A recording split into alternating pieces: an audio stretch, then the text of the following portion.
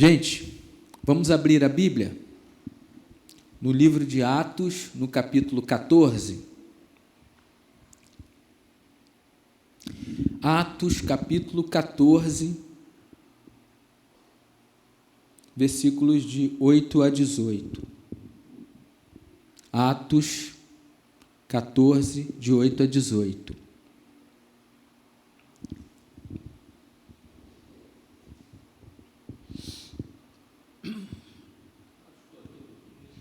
Atos 14, versículos de 8 a 18. Nós vamos ler uma história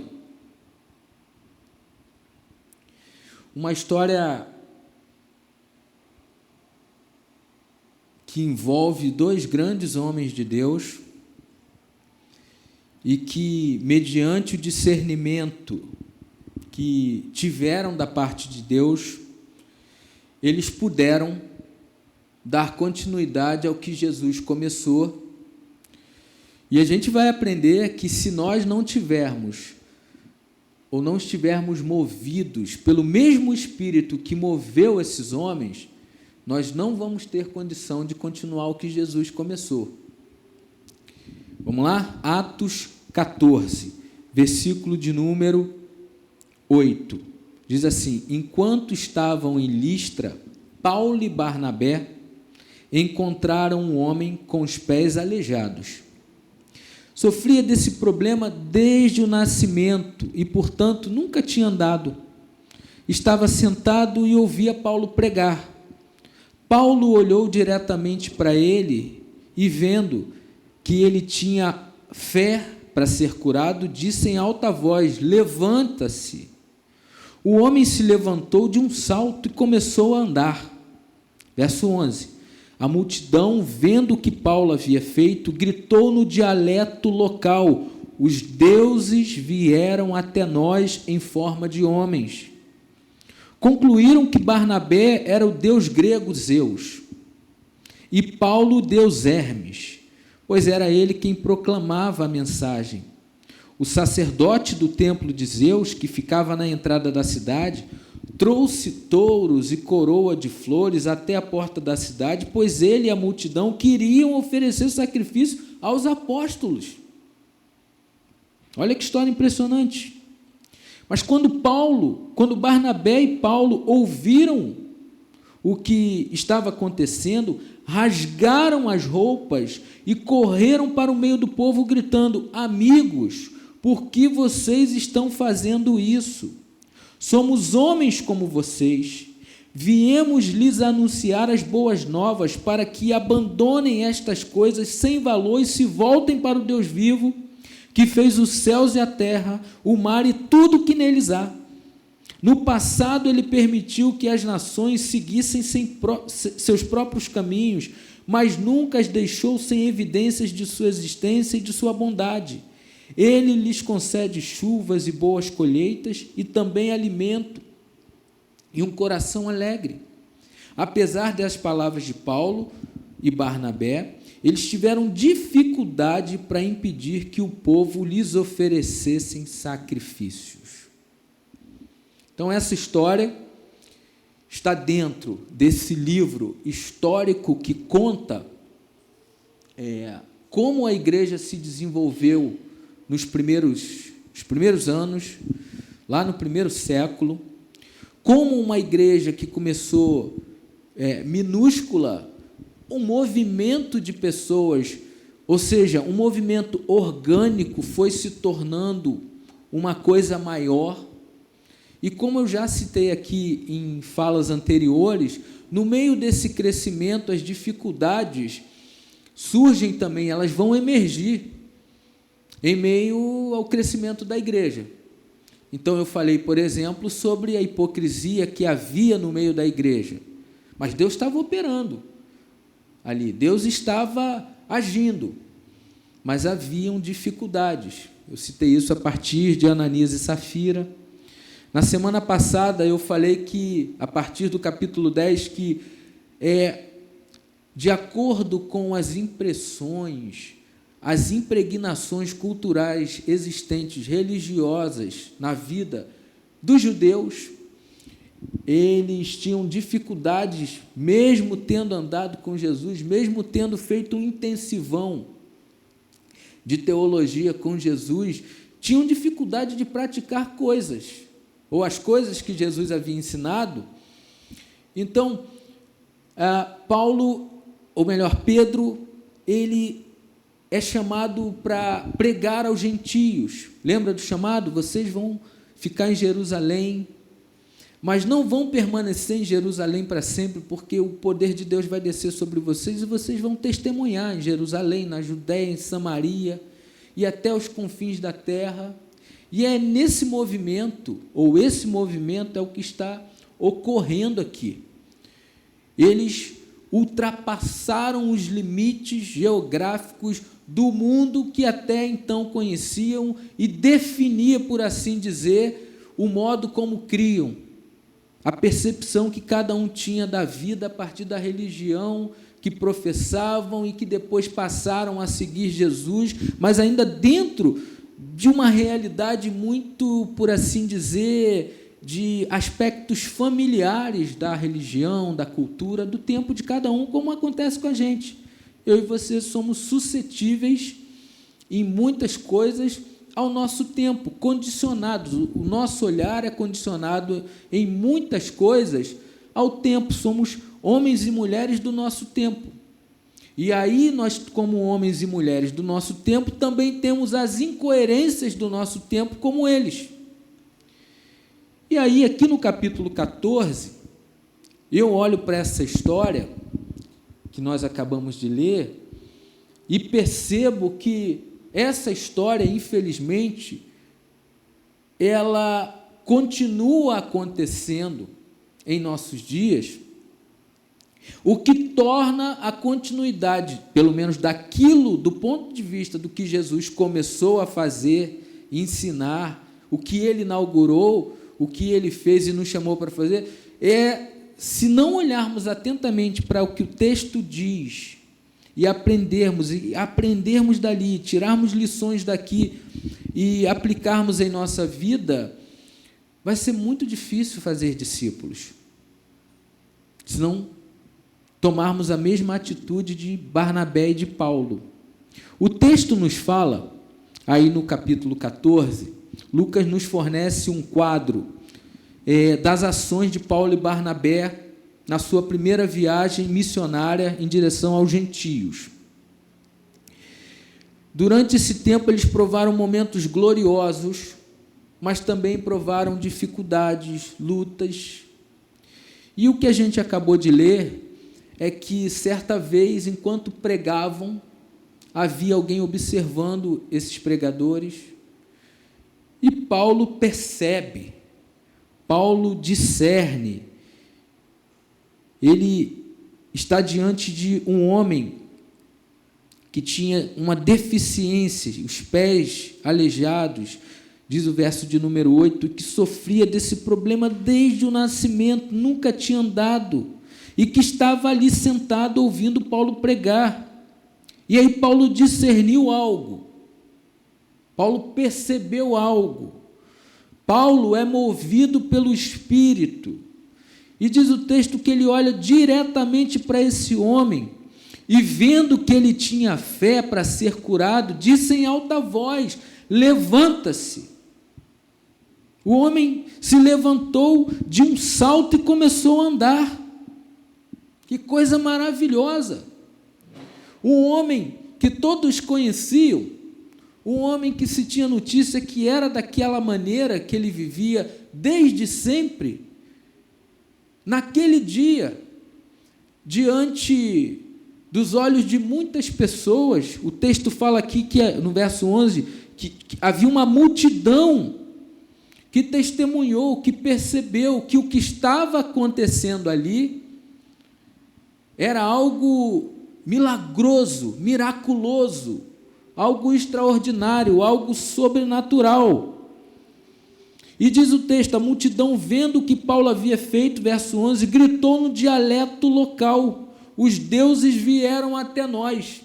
Quando o texto enfatiza isso, quer dizer que algo foi dito num dialeto local, ou seja, numa língua, seria ali a língua licaônica, que não ficou claro para os discípulos do que se tratava aquela fala.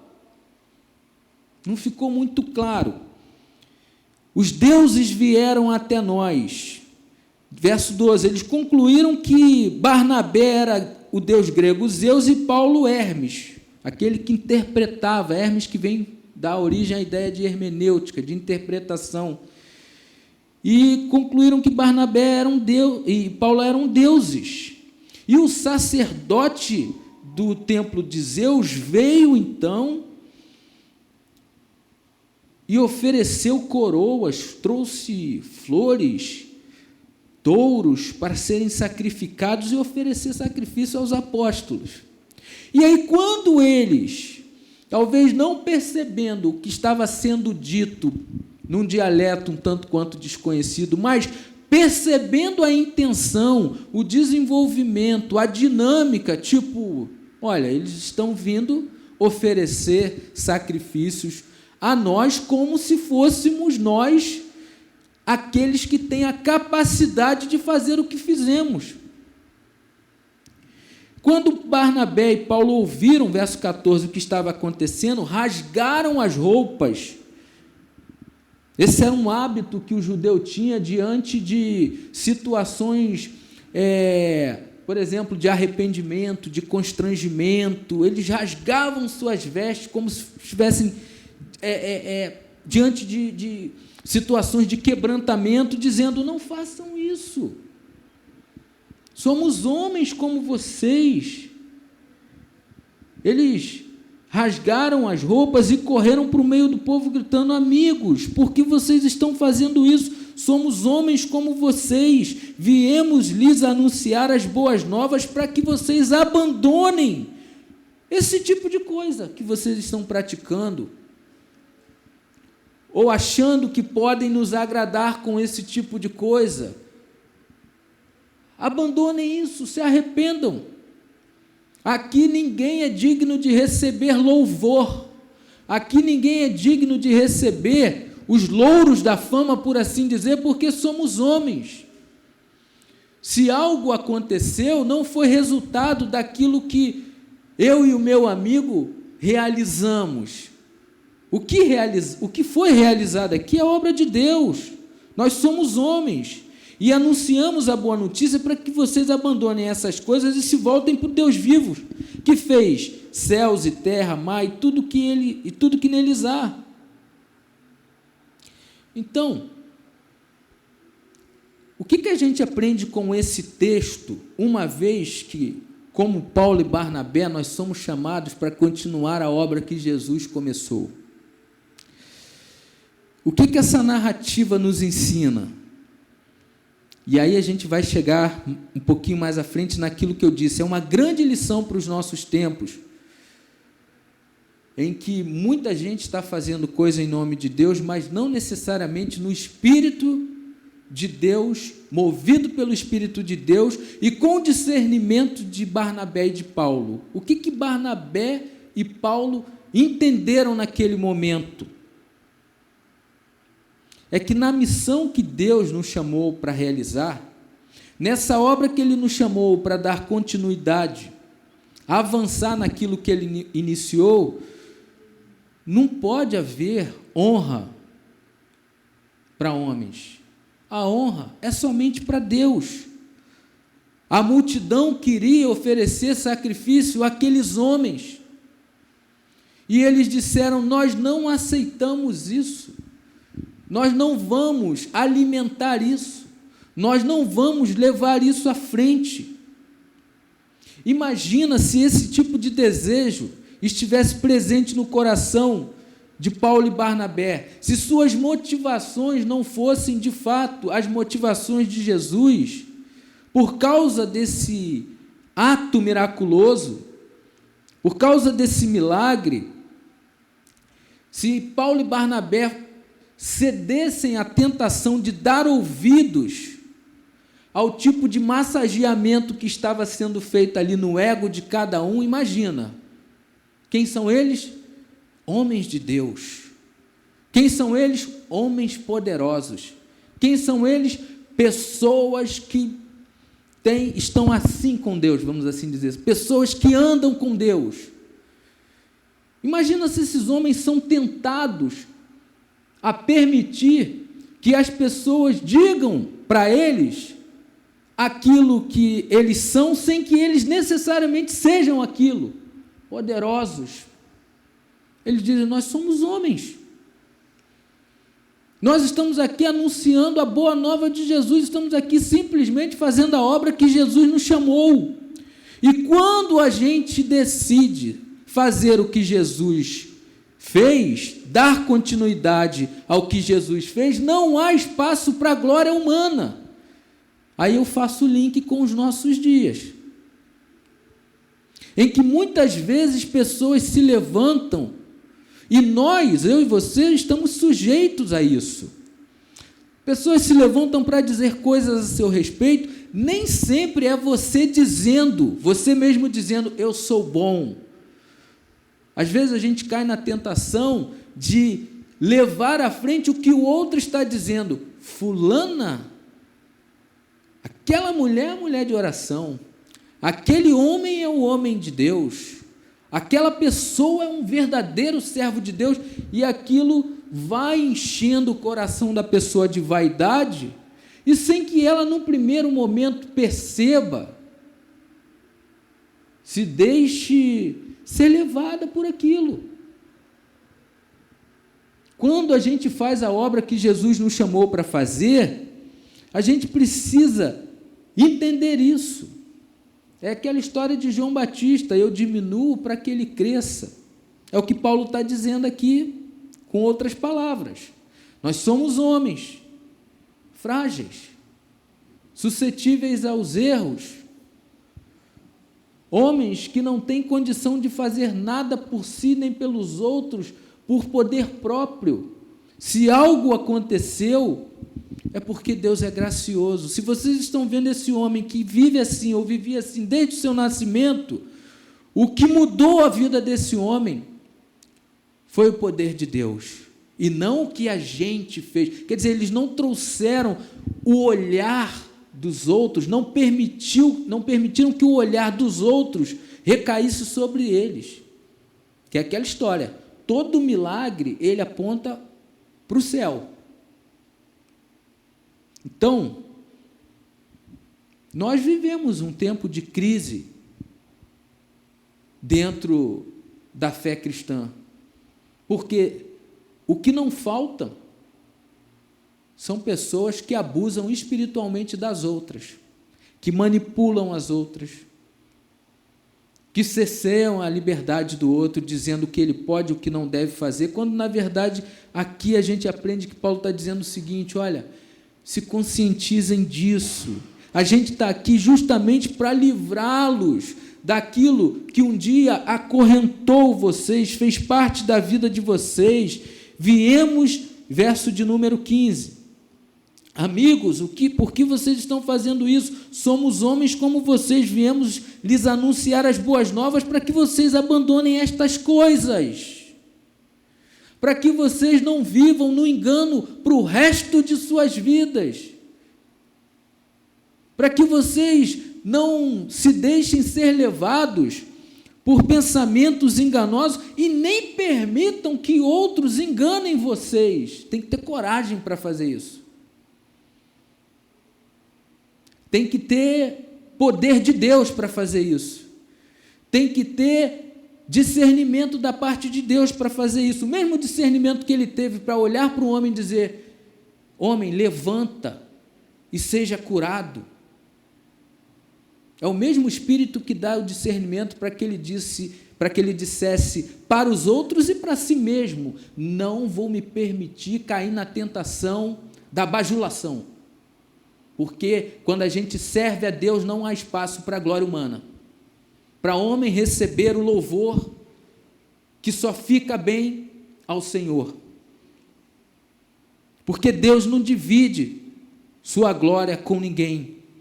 porque na missão que fomos chamados para realizar, não há espaço para o endeusamento humano.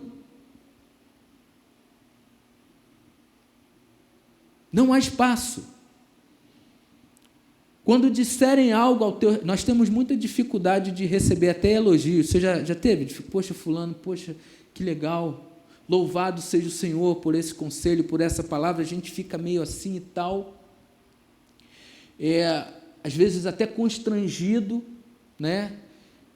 Não tem problema você receber aquele reconhecimento, desde que o reconhecimento daquela obra de amor, daquela obra de misericórdia, daquele ato de compaixão, daquele mover sobrenatural, seja devidamente transferido para quem de direito.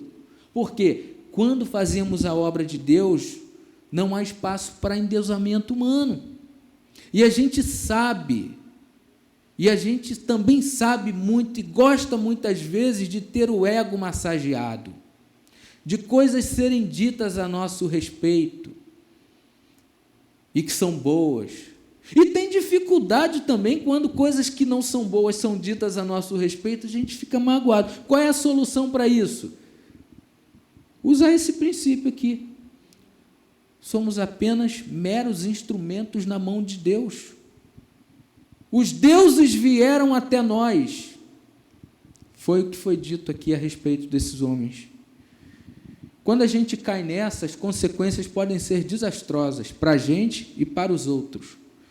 Quando a gente se deixa ser levado por esse engano, não é só que você engana os outros, você está se enganando também.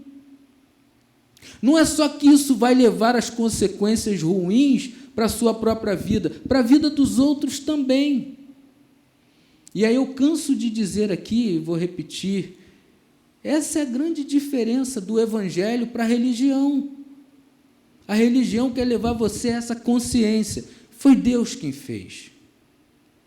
É Deus quem está no controle. A religião não, o evangelho, foi Deus quem fez. É Deus quem está no controle. Quando o homem quer controlar as coisas, ele quer controlar para ver as coisas debaixo, não do controle de Deus, mas do seu plano de ação, do seu método. Eu fico imaginando, quando eu olho para esse texto, que Paulo estava diante de pessoas desorientadas, do ponto de vista, vamos assim dizer, bíblico. São pessoas que conheciam uma outra realidade, uma outra religião, não sabiam nada a respeito do Deus vivo, mas estavam diante de uma oportunidade para usar aquelas pessoas. Se fosse, por exemplo, usar o princípio de muita gente hoje. Nós temos aqui a chamada galinha dos ovos de ouro. Vamos usar tudo isso em nosso favor?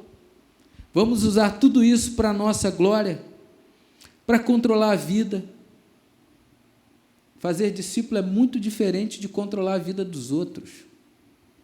Fazer discípulo é muito diferente de propor aos outros que te siga simplesmente porque você dá as coordenadas, você diz o que ela faz, você diz aonde ela vai, você diz o que ela come, você diz o que ela bebe, você diz tudo a respeito. Tem nada a ver com isso. Homens são falíveis em suas palavras, mas as palavras, ou a palavra de Deus é infalível. E aí Paulo se apropria disso. Estamos aqui apenas como homens iguais a vocês. E estamos anunciando uma boa notícia para que os efeitos dessa notícia que hoje nós colhemos, temos em nossa vida, também possam reverberar na vida de vocês e vocês encontrem libertação, entendimento, um novo olhar para a vida a partir do Deus vivo, a partir da boa notícia. Quem está de verdade na missão de Deus, entende qual é o seu papel. É só levar a boa notícia. É anunciar a boa nova do Evangelho. É entender que é um instrumento nas mãos de Deus que faz, então, com que outros homens cheguem ao conhecimento de Deus, não deseja receber para si os louros da fama. Quem está verdadeiramente envolvido no processo de fazer discípulo e continuar o que Jesus começou, entende que a missão, ele não tem uma missão própria, a missão é de Deus. A missão é de Deus. Por isso que é muito fácil a gente perceber, é fácil, gente, você perceber, usando os critérios bíblicos, fácil no sentido de quando você usa a Bíblia, usando os critérios bíblicos para você identificar se alguém fala ou não da parte de Deus. Quando alguém está envolvido na sua própria missão, não é a cara de Jesus que está sendo mostrada, é a cara de um homem. Talvez a coisa que mais ilustre isso sejam muitas fachadas por aí, e aqui alguém pode dizer, Denis, cuidado com o que você vai dizer, porque isso pode afetar outras pessoas. Gente, quando você tem numa placa, num lugar, a cara de um homem, a cara de homens, os ungidos de Deus, não toquem, já ouviu isso? Não toque no ungido do Senhor, pode entender, discernir plenamente no Espírito, esse sujeito não está mais na missão de Deus, a missão é dele, porque a cara que eu e você temos que revelar para as pessoas, é a cara de Jesus, é isso que vai fazer com que a pessoa levante e ande, é isso que vai fazer com que a pessoa se mova na direção do Senhor com suas próprias pernas, mas porque o Senhor fez com que ela se levantasse.